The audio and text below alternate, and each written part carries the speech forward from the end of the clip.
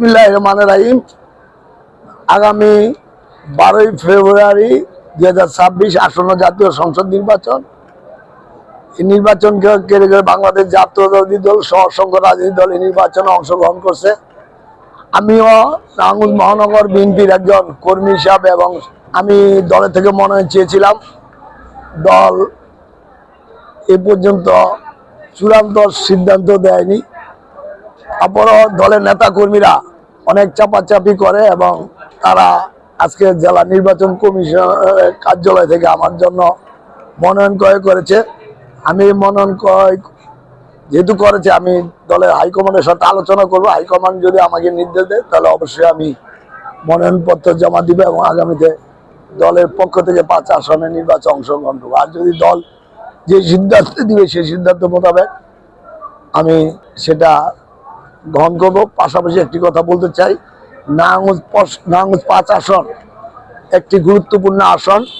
এই আসনে আমি হাইকমান্ডের কাছে আহ্বান করবো এবং অনুরোধ করব, এখানে দল থেকে যাকেই নমিশন দেওয়া যেন সে ওভারকাম করে আসতে পারে, যিনি যারা জনগণের মাঝে এবং সুধী সমাজের কাছে আর অবস্থান পোক্ত করতে পেরেছে, যিনি জনগণের পাশে থাকবেন, জনগণের খ্যাত করবেন, নারায়ণগঞ্জে পরিবর্তন করে যে গডফাদার যে কলঙ্ক আছে সে কলঙ্ক মুছে যে চাঁদাবাদ মুক্ত, সন্ত্রাস মুক্ত, মাদক মুক্ত, দখলদারিত্ব মুক্ত, যানজট মুক্ত একটি নারায়ণগঞ্জ স্বরূপ দিতে পারে এমন ব্যক্তিকেই যেন দলের থেকে চূড়ান্ত করে এবং তার হাতে ধানের শীষ দেওয়া হয়।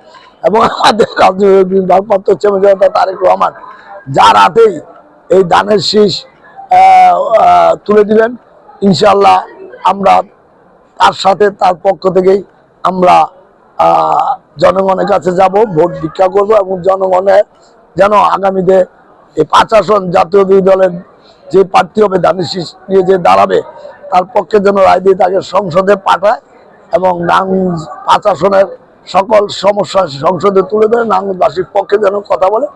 আর আমি যেহেতু দলের নেতা কর্মীরা খুব চাপাচাপি করে আমার জন্য মনোনয়ন কিনেছে, আমি নেতা কর্মীদের প্রতি কৃতজ্ঞ, ধন্যবাদ। পাশাপাশি বলতে চাই, দলের হাইকমান্ড যে সিদ্ধান্ত দেবে সেই সিদ্ধান্তেই আমরা সবাই মেনে নেব এবং দলের হাইকমান্ডের কাছে অনুরোধ যে নারায়ণগঞ্জ 5 আসন খুবই গুরুত্বপূর্ণ আসনে যাকে চূড়ান্ত মনোনয়ন এবং যার হাতে ধানের শীষ দিলে যে বেরিয়ে আসবে, জনগণ যাকে গ্রহণ করবে এমন লোককে যেন মনোনয়ন দেওয়া হয়। আমি দেখেন, আমি মাসুদ সাহেব নির্বাচন পরিচালনা কমিটি আহ্বায়ক, মাসুদ সাহেব এবং কালাম সাহেব, সাকর সাহেব বা বাবুল সাহেব যারা আছে আমরা অনেকে মনোনয়ন চেয়েছি।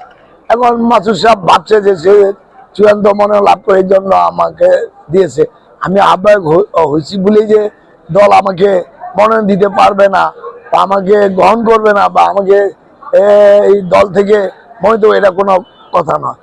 এটা আমাকে যদি দেওয়া হয় অবশ্যই আমি আমার নির্বাচন সবাইকে নিয়ে করবো। আর মাসুদকে যদি দেওয়া হয় অবশ্যই তার নির্বাচন আমরা করবো, যাকে দেওয়া হবে তাকে আমরা। হাইকমান্ড দেখি, আমি আজকে যেহেতু দলের নেতা কর্মীরা মনোনয়ন ক্রয় করেছে, আমি হাইকমান্ডের সাথে এ নিয়ে কথা বলবো। হাইকমান্ড যে নির্দেশ দেয় সেটাই আমি গ্রহণ করবো।